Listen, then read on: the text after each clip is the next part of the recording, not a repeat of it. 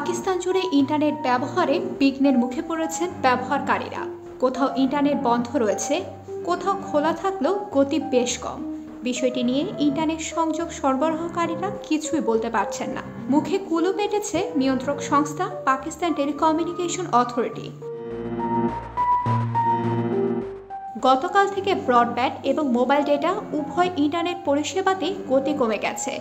ইন্টারনেটের ধীর গতির কারণে বুধবার থেকে ফেসবুক, হোয়াটসঅ্যাপ এবং ইনস্টাগ্রামও ব্যবহার করতে পারছেন না ইন্টারনেট ব্যবহারকারীরা। ফলে সাধারণ গ্রাহকরা ব্যাপক ভোগান্তির শিকার হচ্ছেন। নেটিজেনদের অভিযোগ, সামাজিক যোগাযোগ মাধ্যম ব্যবহারে বিঘ্ন ঘটানোর মাধ্যমে সরকার শুধু যোগাযোগে ব্যাঘাত ঘটাচ্ছে না, বরং মৌলিক অধিকার লঙ্ঘন করছে। সেই সঙ্গে বিদেশে দেশের ভাবমূর্তি লঙ্ঘিত হচ্ছে। সাধারণ ব্যবহারকারীদের পাশাপাশি ব্যাপকভাবে ক্ষতিগ্রস্ত হচ্ছেন অনলাইন উদ্যোক্তা ও ব্যবসায়ীরাও। ইন্টারনেট সংযোগ ব্যাহত হওয়ার বিষয়ে পিটিআইয়ের সঙ্গে যোগাযোগ করা হলেও কোনো প্রতিক্রিয়া পাওয়া যায়নি। ফলে বিভিন্ন সূত্রে জানা গেছে, ফায়ারওয়াল নামের একটি বিশেষ নিরাপত্তা সফটওয়্যারের ত্রুটিপূর্ণ ইনস্টলেশনের কারণে ইন্টারনেটের গতির এই দুরবস্থার জন্য দায়ী।